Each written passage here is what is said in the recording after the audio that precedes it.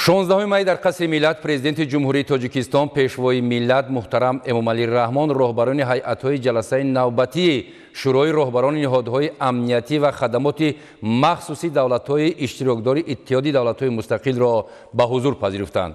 Сарвари давлат муҳтарам Эмомалӣ Раҳмон дар оғози сухан иштирокдорони ҷаласаро хайрамақдам гуфта, ба саъю кӯшиши муштарак ва фаъолияти ҳамоҳанги сохторҳои қудратӣ ва хадамоти махсуси кишварҳои Иттиҳоди давлатҳои мустақил баҳои баланд доданд.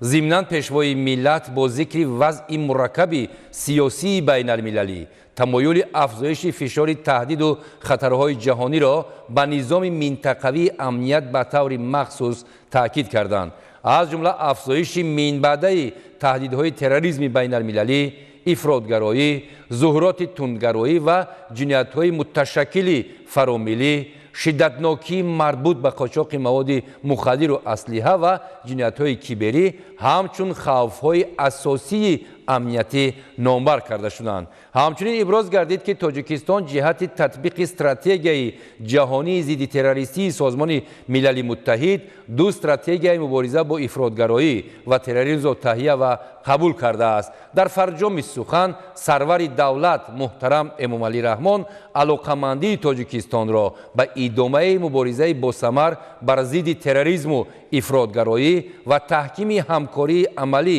оид ба масъалаҳои амниятӣ, аз ҷумла бо истифода аз имкониятҳои раванди душанбе оид ба мубориза бо терроризм ва ифротгароӣ таъкид намуданд.